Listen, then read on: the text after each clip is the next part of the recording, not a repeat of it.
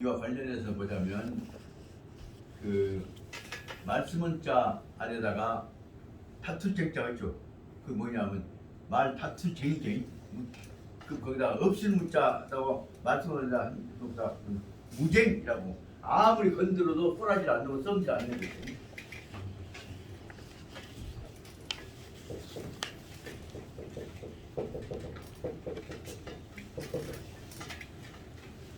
무쟁의 경계가 아무리 건드려도 피도 보도 꿀하지 않는 경계가 완전히 익어갈 때 그것보다 뭐라 하면 흔들림이 없는 경계를 여기서 무쟁선매라고 한다 그 말입니다.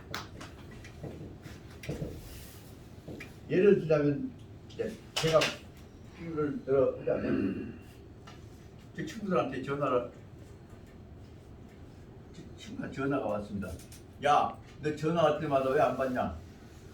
그때 바빠갖고 안 받았니? 나는 언제 알았는데 내가 바로 전화한다 해놓고 못했니? 말로만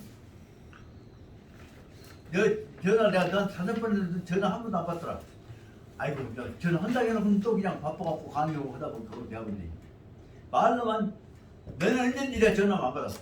그러면 지금까지 내 성질로 봐서 너는 받은 자식이야 그랬지 옛날에. 근데 지금은 내가 안 그러거든. 아따 내가 미안하게 됐네. 꼭 받은지. 그렇게 해서 절대로 아무리 공격을 해도 꿀하지 않는 경계. 그것이 무쟁선매다 그 말씀입니다. 그 옛날 같으면 자, 두 번 하다가 야식아 너는 받은 자식이야? 꼭 귀엽고 반격을 해왔단 말이야. 지금도 집사람하고 여기서 집사람 이제 좀 낯섰다 하지만은 조금 나서 보면은 물 좀 끓이다가 이제 포트에 물이 남잖아요. 그럼 뭘라고 그렇게 많이 끓였어? 필요한 만큼 끓이면 되지. 나중에 좀 있다가 뭐또 끓여보려고 차도 끓여보려고 차 끓이려고 뭐라고 물 좀 필요만 이제 그렇게 같은 치 않은 거죠. 그러다 보면은 처음에는 이제 꼭 당신은 내가 포트에 물 많이 있을게 트입 없는 데면 지금 꼭 얼마나 끓는가 꼭 트입 없라고 하지. 나도 필요 없게 끓였어. 그렇게 대꾸를 했는데 그리 와서 내가 그러면 나도 성질 날 뿐만 아니라 집사람 거기 안 좋은 사람 빈정 비고 그들도 안 좋지 않을게. 아따 혹시 당신 차 끓여야지 되게 당신도 끓여주려고 나도 끓여주려고 그러고 남은 포트에다 채우려고 그랬어. 쓸모가 있어서 했을게. 우리가 딱 필요한 것만 딱 먹고 물 부족하면 쓰겠어? 항상 넉넉해야지. 야 앞으로 내가 많이 안 끓일게. 그렇지 절대로 그 일에 와서 내가 집사람 말을 받아보지 안 해. 그전 같으면 또 트집하면 또 트집하면 트집하면서 주제 물 얼마 나오는가 꼭 조사하고 되겠지. 옛날에 꼭 그렇게 했어. 지금은 하다 보면 그러다 하다 보면 어쩌다 보면 또 지금 약간 물 많이 끓였다고 좀 꾸지람 먹었구나. 그래서 내가 오늘 물 너무 많이 끓였으니까 또 꾸지람 나가려고 먹었더니 그렇게 내가 해버리기. 그 반격을 지금은 될 정도로 안 해. 하나하나 모두 우리가 꼬라게 나온 게 그냥 가면 안 되니까. 그때 느낀 것이 뭐냐 하면 절대로 부처님은 반격을 안 해요. 그것이 뭐냐 하면 무쟁선배라고 부른다. 그 챙이란 말은 뭐냐 그러면 치만 되받는 것이에요. 되받는 경계가 없어져야 해. 그 되받는 경계가 없어진 것을 뭐라고 설명하냐 그러면 아무리 쳐도 칼로 찔러주어도 칼로 찔러주면 너는 기분 좋냐 나 아파야 그 말만 할 뿐이지. 너 죄를 갖고 그러면 그럼 죄를 안 받는다.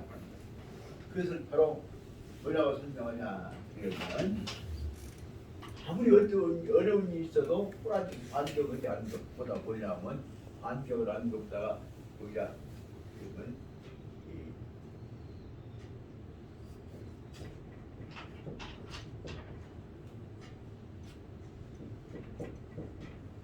능인이라고 본다. 이 경계를 어떤 경우가 와도 참고 견디는 경계. 그러니까 이런 것보다 능인선매라고.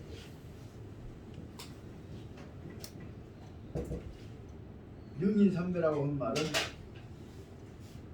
특히 그렇게 누가 그런 얘기면 부처님 얘기 설명할 때 그런다고.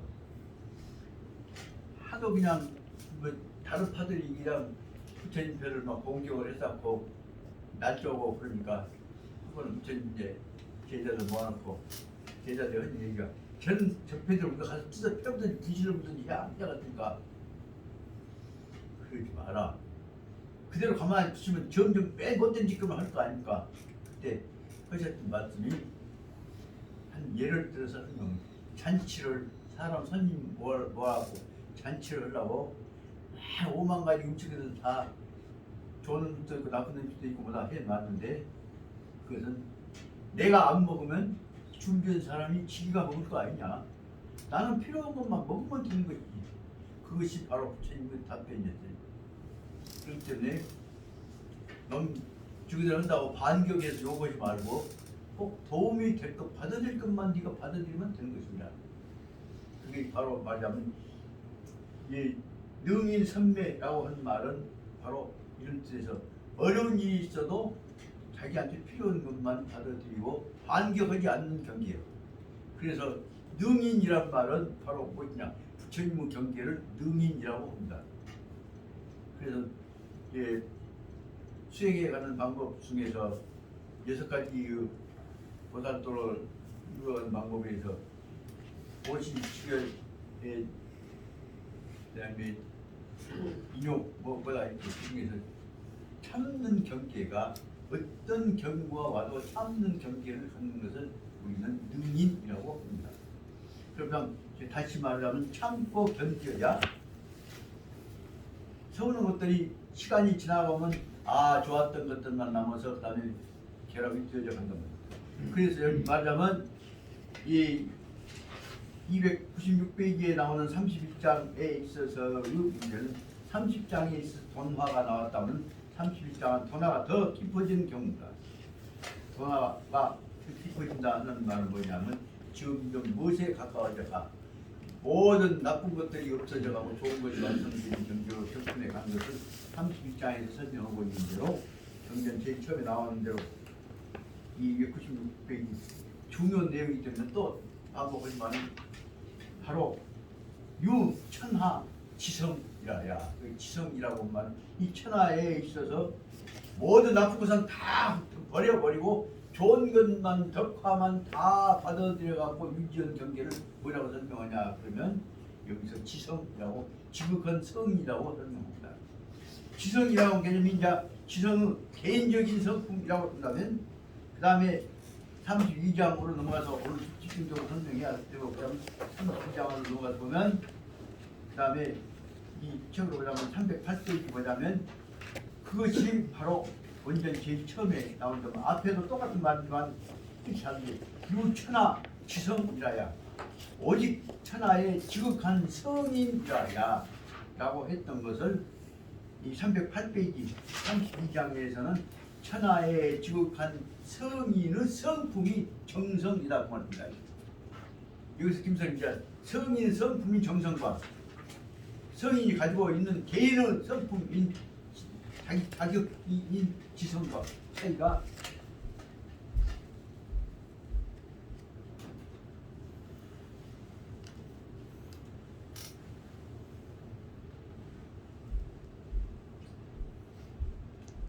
지가 알아서 이제 올라가시는 다시 말씀드리자면 개인의 입장을 넘어서서 모든 것이 다 정성으로 화합되어질 때 앞에 있는 저기 31장에 있어서의 천하 지성의 성인이라는 개념성과 32장에 설명하고 있는 성인의 성품이라는 정성성자와의 차이를 알 수 있단 말이에요. 여기서 그러니까 똑같은 말 같지만 발음은 똑같지만 천하의 지극한 성인이라고 하는 것은 인격 완성자를 뜻이고 여기서 말하는 천하의 지극한 성품이라는 것은 정성이라는 뜻은 뭐냐면 모든 완성자들이 갖고 있는 본질적인 동질성을 말하는 거죠. 이 차이가 다시 말하면 아까는 개별적인 수준이 업그레이드 된 것을 전제한다면 여기서는 뭐냐면 다 천하가 동질화 비춘 가장 보편적인 2, 3세계를 전제로 하고 있는 거 아니에요. 그런 대목에서 이 대목을 이제 새벽 2시부터 시작해갖고 6시까지 있고 또 있고 하다 보니까 이것은 그저 단지 문제가 아니야. 여기 설명하고 있는 각 부분들의 의미를 음미해 가면서 봐야 되겠다. 그래서 오늘 이것도 어떻게 설명한다냐 생각을 하고 또 하다 보면은 반복도 되고 변절도 되고 한 것 같지만은 그러다 보면 당연히 그것이 전체적인 흐름으로서 다시 말하면 본질적으로 우리 성품이 바꿔진 것으로 가고 있다는 것을 알 수가 있게 됩니다. 그래서 31장과 32장에 있어서 그 지성은 뭐냐면 31장은 가장 뛰어난 사람이 갖고 있는 모범적인 한 샘플을 전제로 한 것이라고 본다면 32장은 그것이 도달하고자 하는 가장 이상적인 수준의 보편적인 수준의 최고 수준을 설명하게 된다 생각합니다. 이것을 어떻게 설명할 것이냐 갖고 해다 보니까 옛날 제가 그 사회학 공부를 할 때 막스 베버가 설명하고 있는 사회적 관계를 설명하고 있는 개념의 문제와 연결되게 됐다는 것입니다.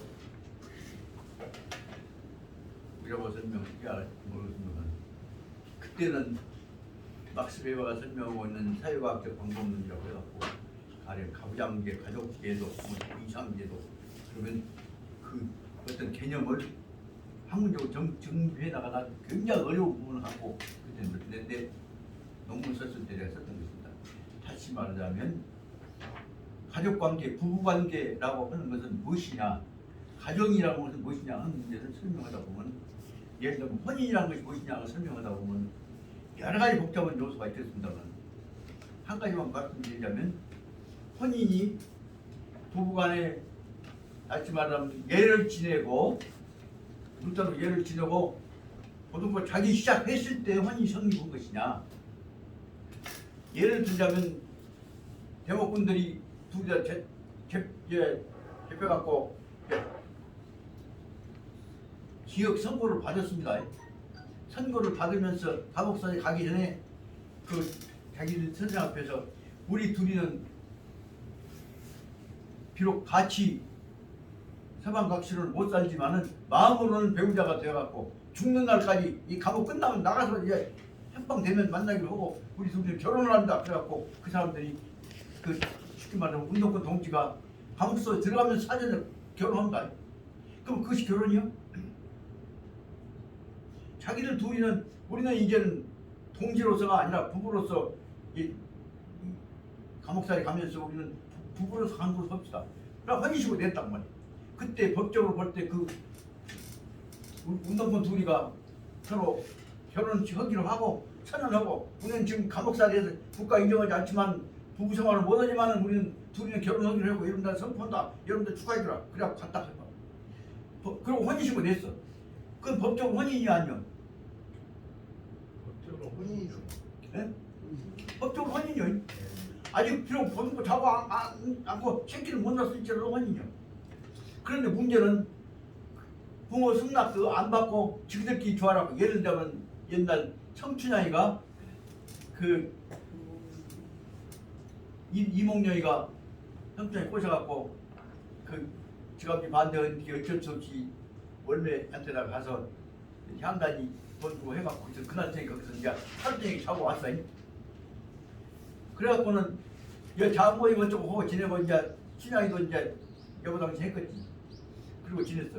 그것은 굳이 나쁘게 말하면 고시 낙방생이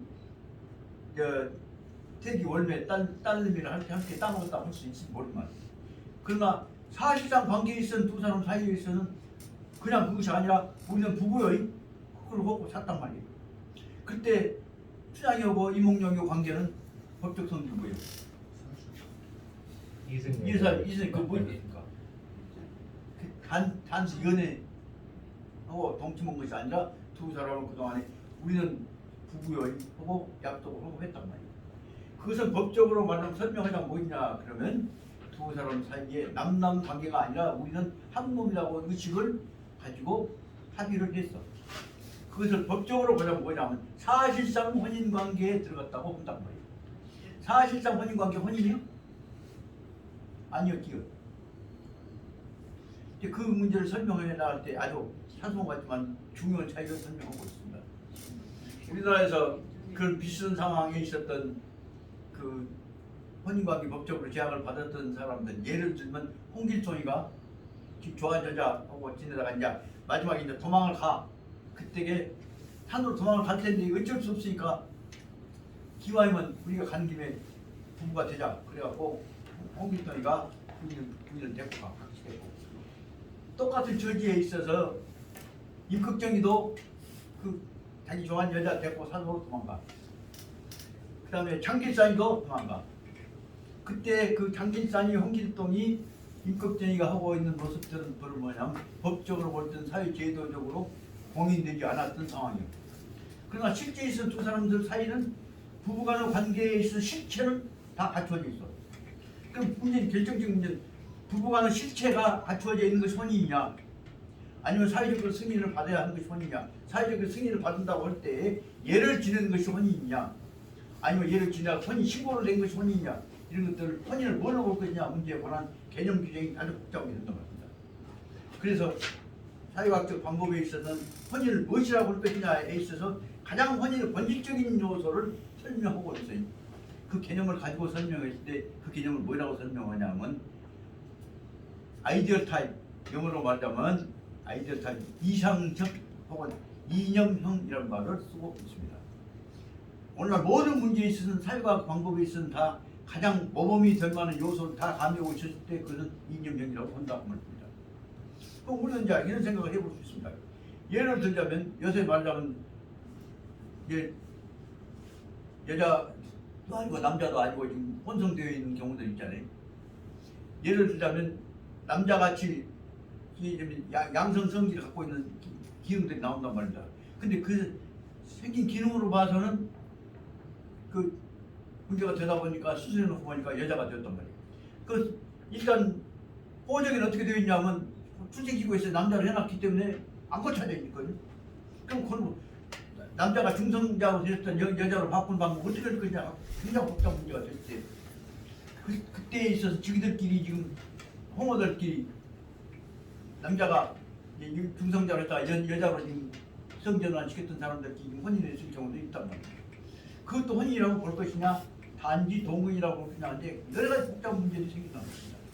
이럴 때 우리는 관념상 뭐라고 설명하냐, 현재로 말하자면 이런 중에서 꼭 본질적으로 필요한 것만을 가지고 혼인의 본질적인 요소로 설명할 수가 있단 말이에요. 나머지 다 빼고. 그러다 보니까 내가 석사 논문을 했을 때 경우로 되었던 사실상 혼인관계가 어디까지가 혼인의 효력을 인정받을 것이냐 아는 것이냐 문제가 된다고 말합니다. 그럼 다시 말하자면 본각 짓고 장각 짓고 셋째각 짓고 넷째각 짓고 다 사실상 혼체래. 광주에서 유명한 양반 어떤 사람은 각시 6을 했고 살았던 양반이 있어요. 그런데 각각 그냥 별명이 망치요. 그 양반은 첫째는 여관을 해. 그 본부인이 여관 관리해. 호텔 관리해. 둘째 부인은 식당 관리해. 셋째 부인은 술집 관리해. 술집 관리하면서 거기서 주로 그때 원래 종업원으로 써가냐 그럼 지가 이제 데리고 살게 되고 있어. 그 사람 이제 뭔 짓을 하냐 그러면 충장 코너에다가 아주 한 잔씩 돈 주면 먹는 거 있잖아요. 야구시합 꽁치시합 한 인이 끝나면 그 다음에 끝나고 한 맛이 그런 옛날 말하자면 술 한 잔씩 한 게임 끝나고 나면 먹는 그런 술집 때 또 넷째 번 사람은 또 뭔 짓을 하냐 그러면 또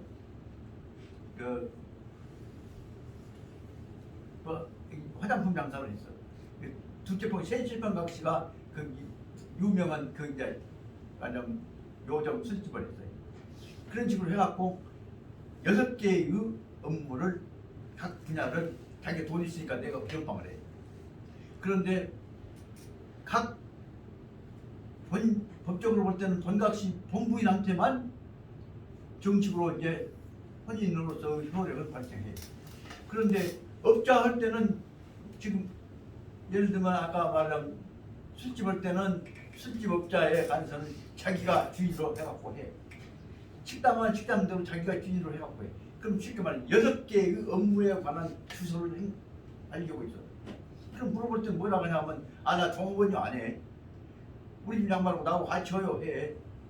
그랬을 때 어느 부분에 있어서는 그것은 그래도 혼인의 일부 효력을 발생하고 있는 거죠. 그래서 이와 같은 상태로 보자면 법적으로 굉장히 어려운 문제들이 생겨 있어. 예를 들면 지난번에 그 서울시장 그 박문과 그 점잖은 사람이 좀 건드렸단 말이에요. 그놈을 다 없애고 그 여자 건든 것에 관해서만 갖고 그냥 아주 나쁜 사람 만들어 버린다고. 또 그놈애들이 오만 또 그냥 그런 환 갖고 피기자 그쪽을 다 찔러하고 본다고. 그럼에도 불구하고 사회과학적으로 볼 때 보편적인 기준이 되어져야 하는 것들은 하나의 최소한도 권리적 요소가 필요합니다. 그럴 때 예를 들면 아까 말하자면 이 부부 생활 문제들도 사실상 실질이 없는 경우도 있고 있는 경우도 있고 정신적인 부분만 되어 있는 경우도 있고 성전한 대학을 받아준 경우도 있고 수업 그런 것들을 볼 수가 있단 말이에요. 그래서 이런 것들을 우리는 어떻게 볼 것이냐 하고 설명하다 보면 여러 가지 입장에서 가장 중요한 문제는 가장 본질적인 요소가 있는 것을 가지고 관계를 일단 정리해야겠다. 그런 개념을 설정했습니다. 그런 개념 갖고 개념을 필요에 따라서 여러 가지 차등 개념을 두되 가장 본질적 개념, 그 다음에 부차적 개념, 그 다음에 제일 약한 개념, 마지막에서 가능한 개념 여기까지 넣어갖고 개념을 전체 분류하는 것을 갖고 내가 답안을 한번 작성하고 논문을 썼다고. 그랬더니 그것을 보고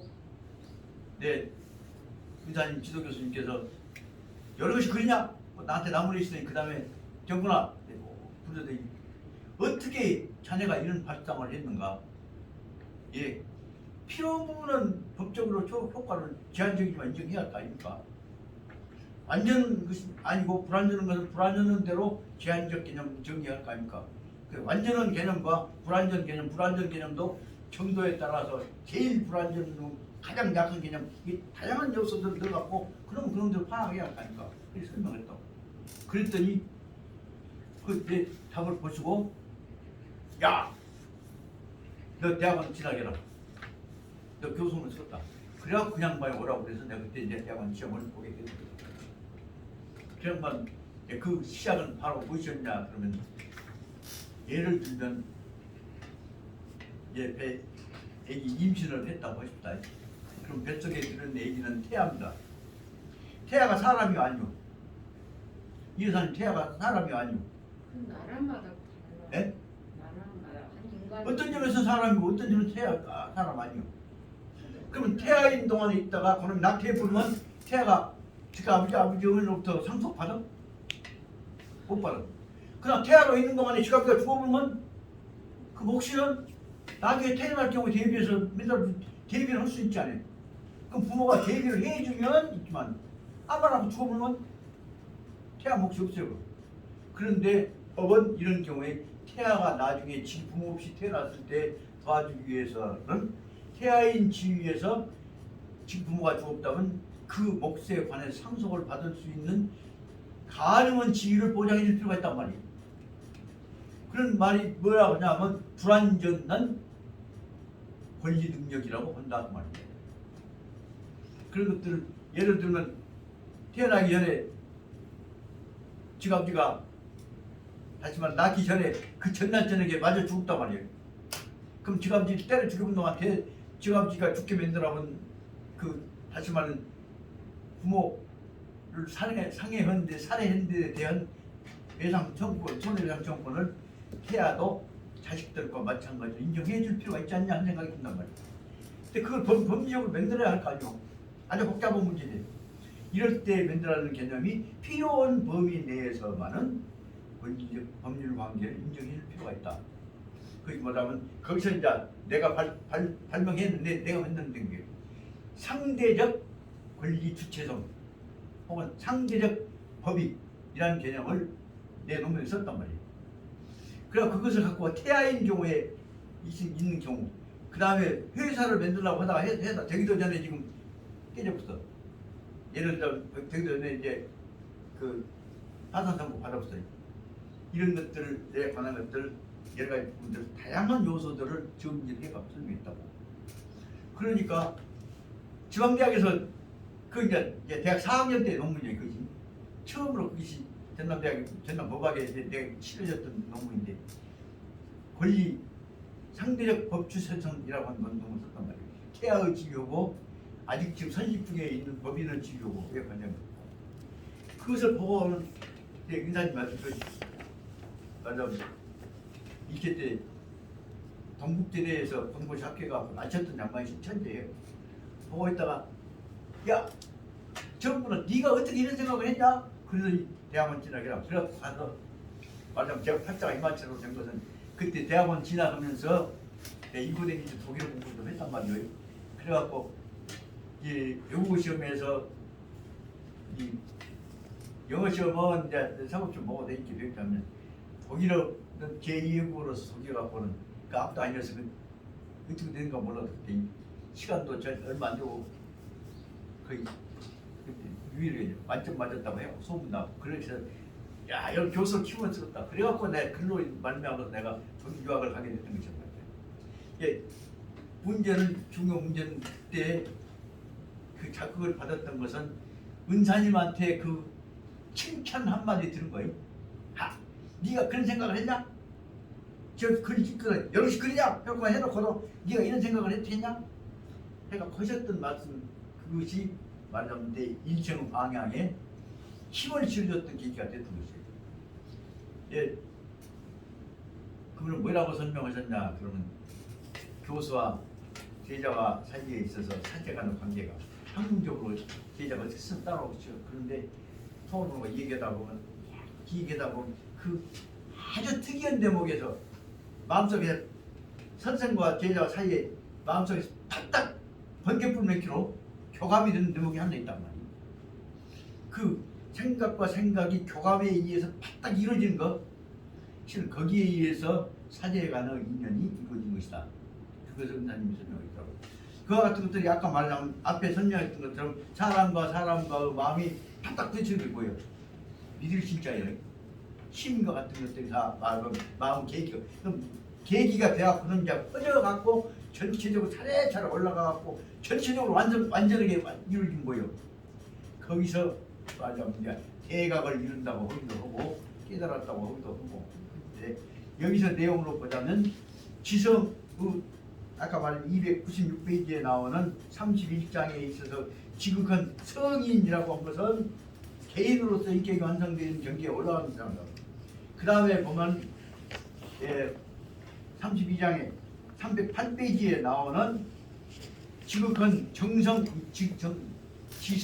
정성성자로 보자면 성인의 성품들이 그 사람한테만 있는 것이 아니라 모든 사람들한테 보편적으로 딱 깔려갖고 있다가 그것이 본질적인 구성 부분이 이루어졌을 때 그런 심성을 가진 사람들에 의해서 이루어지고 있는 전체적인 마음의 세계를 말하자면 정성성이라고 한다고 합니다. 그래서 다시 말하자면 중용의 핵심은 바로 이 정성성자에 의해서 이루어지는 가장 높은 수준의 마음의 세계를 말하자면 성인의 세계라고 하고 마음의 세계를 이루어가자 하는 것이 바로 뭐냐면 중용의 도리요. 그 중용의 도리. 그 다음에 이제 마지막 부분에 있어서 33장에서 나오는 315페이지 나오는데 보자면 마음의 세계가 다 아까만 지극을 정성으로 이루어졌다고 한다면 그 다음에 마음의 세계에서 이루어져 가고 있는 모든 내용들은 뭐예요? 서로 감싸고 따뜻해지고 완성시켜 나가는 것이에요. 그것을 말해서 315페이지 설명보다는 격화라고 한 것이다. 세상에 어떤 짓거리 해갖고 누가 붙었다 한데니까 악역을 하고 있는 전두환 역할을 하고 있는 건데 지갑지가 옛날 말하면 유명한 이해춘이라고 하는 악역을 하는 배우 아니에요. 악역 배우 이해춘이 아들이 그거 갖고 어쩌다가 그 분빨이 대장로를 해갖고 전두환 역할을 한 대목으로 해갖고 텔레비에 나와갖고 그놈이 이름이 뭐예요? 덕화요. 이덕화 이름을 보면서 항상 생각이 뭐냐? 그 지갑지는 나는 악역을 했지만은 내 새끼는 이덕화가 되어갖고 성인의 경지에 예를 들자면 중용 경지에 이를 수 있었다 하는 것을 그래도 이해춘이는 악역의 이해춘이는 지가 아들한테 대해서는 격화가 되어라. 그것은 염원을 가졌던 것이구나 하는 생각을 연결시켜 생각해 볼 수가 있는 거죠. 그 문자만 갖고 생각할 것이 아니라 그 이해진이 속으로는 나는 사람 죽이는 역할을 했지만 내 새끼는 앞으로 큰 세상 이상 사회를 만드는 역할을 하는 인물이 되길 바란다 하는 뜻으로 지갑지는 아들한테는 제일 좋은 이름을 지었던 것이 아니냐 싶은데 그런 게 아닌 것이 아니라 세상에 못된 짓거리 다 하는 대통령 역할을 하다가 이제 그거 끝났은 것은 뭐예요? 낚시질 해가면서 조용한 인생을 겪어가지고 갖고 갈 줄 알았는데 저 하는 짓거리마다 지금 부자나 짜장면 고기 잡아먹는 것만 갖고 지금 집에다 못난 놈들한테 또 옛날 가장 전두환이가 악역을 했던 것은 지금 사실상 낚싯대로 오가 잡았다. 예, 다시 말씀드리자면 그래서 오늘 지금부터 하고자 하는 32장에 있는 지난번에 했습니다만 이 앞에 부분들은 308페이지의 부분들에서 간단히 말하고 넘어가려고 합니다. 308페이지 그 해독에서 보자면 처음에 나오는 지성지도적 공용이라고 하는 부분을 설명하고자 하고 있습니다. 지성지도적 공용이라고 하는 부분에 보자면 지극한 성인의 마음은 지극한 정성에 의해서 이루어진다.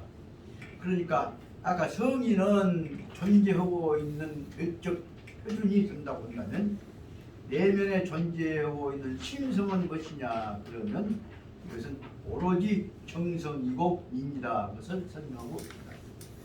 그래서 실은 말하자면 중용에 나오는 제일 중요한 핵심 부분은 어디가 다 들어있냐 그러면 308페이지 32장에 제일 처음에 나오는 원전 부분에서 간단히 보자면 유천하 지성이라야 위능 경륜 천하지 대경하고 어쩌고저쩌고 설명하고 있습니다.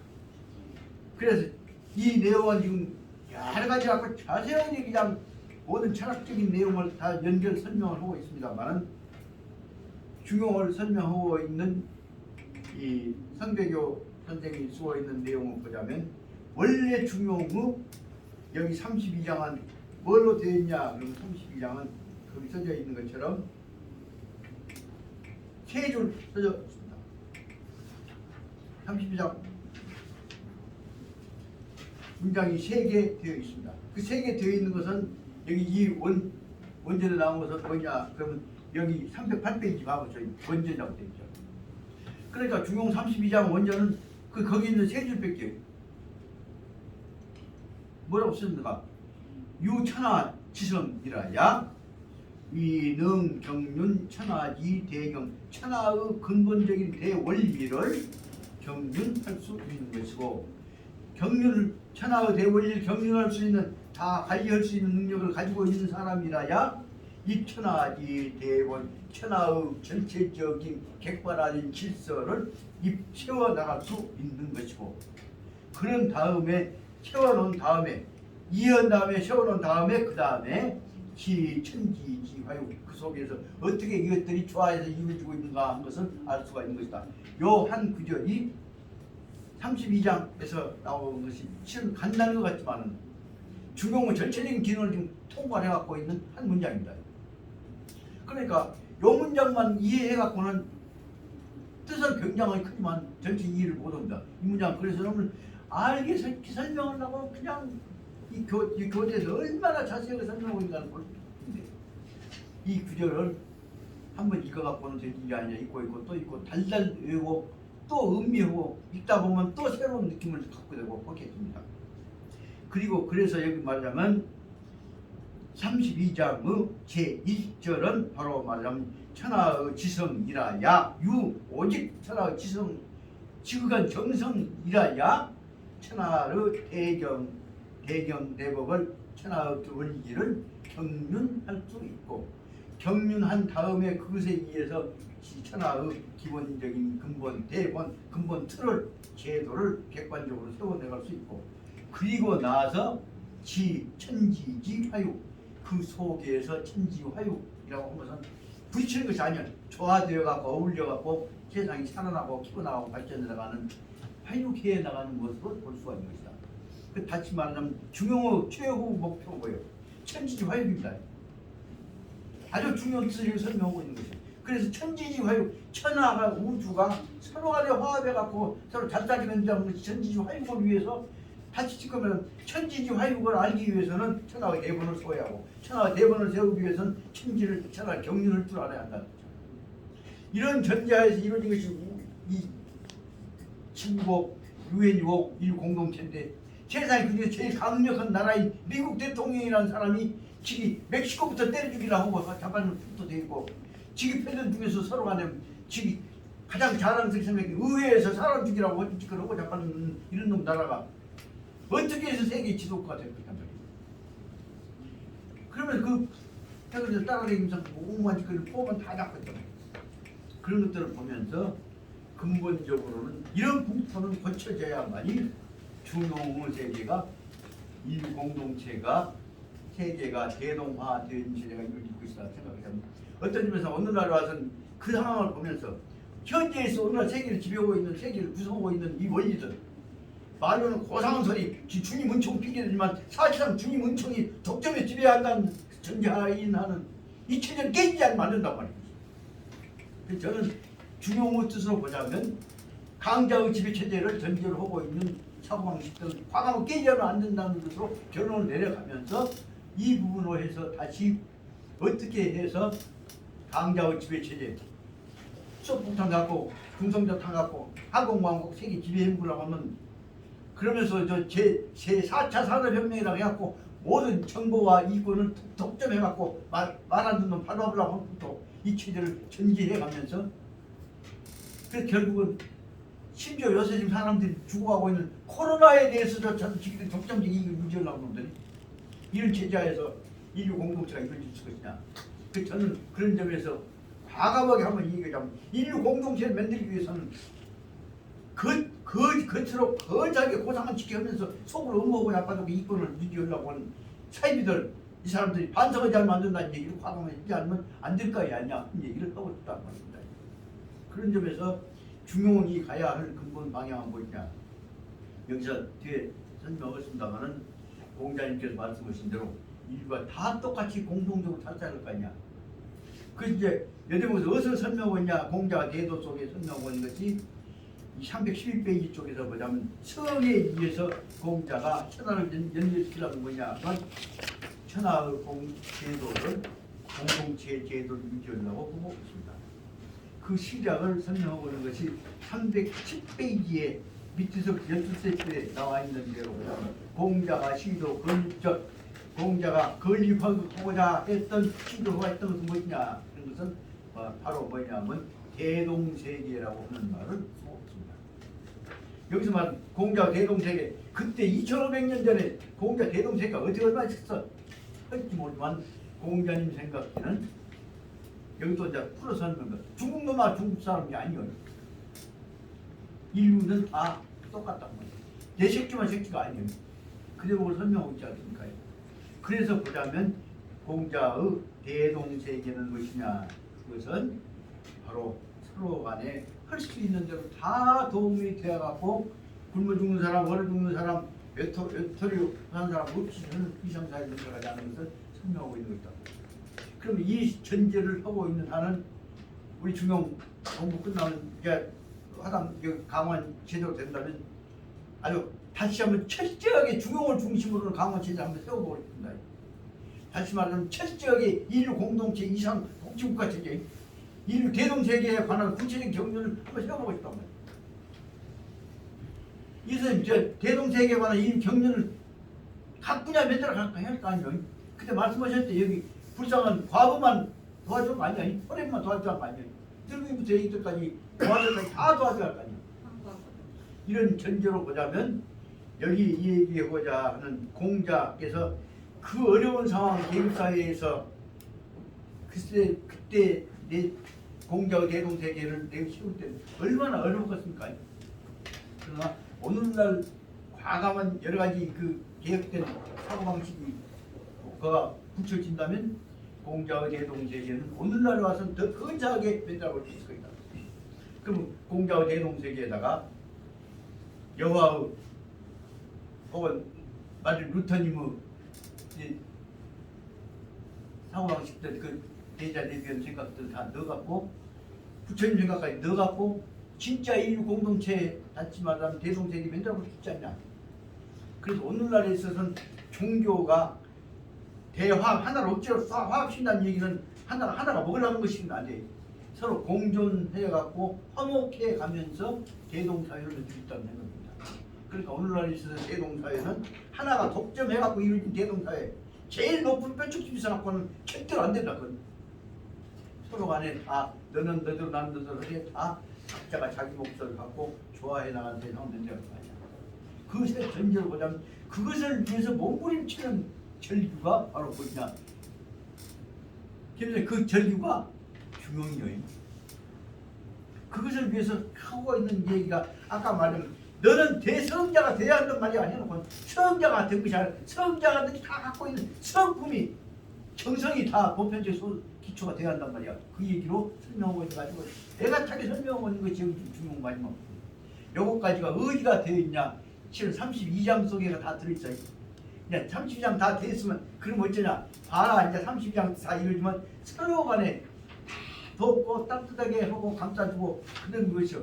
그것을 아까 말하자면 뭐라고 하냐면 번화로부터 커져서 이제 덕화가 된다고 말입니다. 그래서 315페이지 33장에 나오는 덕화 이덕화 내가 이 아까 했던 덕화의 바로 말하자면 번화가 다 항상 갖추어져 덕자는 큰 덕자는 빠짐없이 다 갖춰져 있다는 뜻이에요. 화가 조화가 다 빠짐없이 갖춰져 있는 경계를 한번 만들어 보자 하는 것이 동양에 있어서 사서삼경 내지 중용에 있어 오서 오경에 있어 나오는 가장 중요한 다시 말해 인류 공동체 만들어 보자. 인류가 다양한 상을 만들어 보자. 그러다 보면 요즘 사람들이 풀려갖고 인류만이 아니라 지금 키우고 있는 개새끼까지 다 따뜻하게 해갖고 얼마나 마음이 좋아갖고 이제 막 깬 놈 장가도 안 간 놈 새끼가 그 강아지를 키우면서 강아지 아빠예요. 그러면 그 강아지 낳은 놈 그 강아지 엄마고 그 고놈 결혼했는가? 법리적으로 하면 그 범위에 대해서는 사실상 혼인관계 필요 범위는 인정은 필요가 된단 말이야. 이런 것들에 관한 다양한 조화의 여의들을 우리가 마음속에 들 필요가 있지 않냐 생각이 든다는 겁니다. 내가 떠들다 보니까 지금 진도는 하나도 안 나온 것 같습니다만 제 생각에 이 내용들이 바로 우리가 동양사회가 하고 있는 동양 철학이 가고 있는 근본적인 방향이 이것이 아니냐 하면서 말씀드릴 수가 있고 뭐냐 기급이라도 좀 해야겠으니까 한 5분 10분 주십시다.